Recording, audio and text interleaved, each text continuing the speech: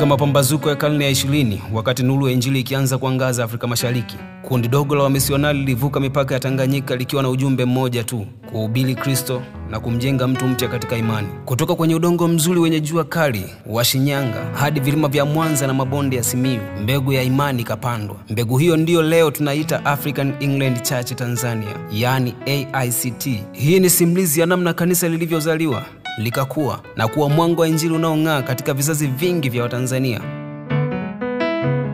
Kanisa la African England Church Tanzania, kwa ufupi AICT, ni matokeo ya kazi ya wamisionari waliokuwa na maono ya kueneza Injili katika bara la Afrika. Historia yake ilianza mwishoni mwa karne ya 19, mwaka 1895.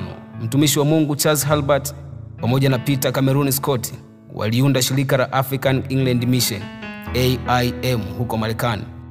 Baada ya mafanikio Kenya mwaka 1909, wamisionari wa AIM walivuka kuingia Tanganyika. Walifika maeneo ya Nzega, Shinyanga, Mwanza na Bariadi. Walijenga vituo vya Injili, shule na hospitali ndogo. Walianza kufundisha Biblia kwa lugha za wenyeji, hasa Kiswahili na Kisukuma, lugha ambazo zilienea zaidi eneo hilo. Katika kipindi hicho ndipo walipoibuka wazao wa kwanza waliopokea Injili na kuwa nguzo ya kanisa. Miongoni mwao walikuwepo Mzee Isaya Ntemi, mwanzilishi wa vituo vya uinjilisti Shinyanga na Simiyu; Paulo Nyang'ombe, mfasiri na mwalimu wa Biblia; Petro Burugu, aliyesaidia kutunga nyimbo za Injili kwa Kisukuma; Lazaro Busigense na Andrea Magesa walikuwa wachungaji wa kwanza wa ndani kabisa. Kupitia juhudi zao, Injili ilienea kwa kasi katika maeneo ya Sukumaland, kutoka Mwanza hadi Busega na Bariadi.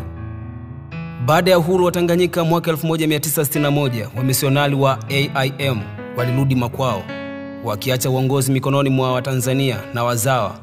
Mwaka 1971, makanisa haya yalijisajili rasmi kama kanisa huru, likajulikana African England Church Tanzania AICT. Makao yake makuu yakawa Mwanza, na hapo ndipo AICT ilipoanzia safari yake kama kanisa la wazawa likieneza Injili nchini kote.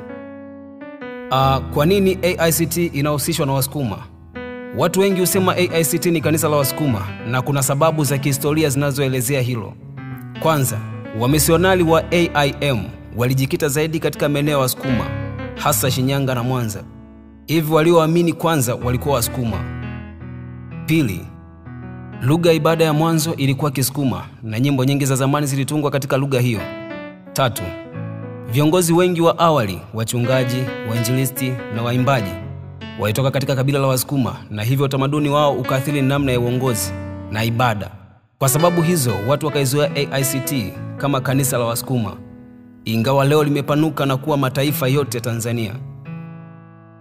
Leo AICT imeenea katika mikoa zaidi ya 15 nchini Tanzania. Inasimamia maelfu ya makanisa, shule, hospitali na vyuo vya Biblia. Ni urithi ulioanza na wamisionari wachache, ukaendelezwa na watumishi wa ndani, na leo unaendelea kama kanisa la Injili ya kweli linaloweka Yesu Kristo kwa msingi wake mkuu. Kutoka kwa wamisionari wachache walioleta Injili hadi viongozi wa ndani walioshiriki neno kwa nguvu, AICT imekuwa alama ya imani, umoja na huduma. Imebeba historia ya kizazi kilichosimama kwa maombi, kazi na upendo. Leo hii sauti ya AICT inasikika si tu katika ardhi ya Wasukuma, bali kote nchini, ikitangaza kwamba Yesu Kristo ndiye Bwana, jana, leo na hata milele. Huu ndio urithi wa African England Church Tanzania AICT.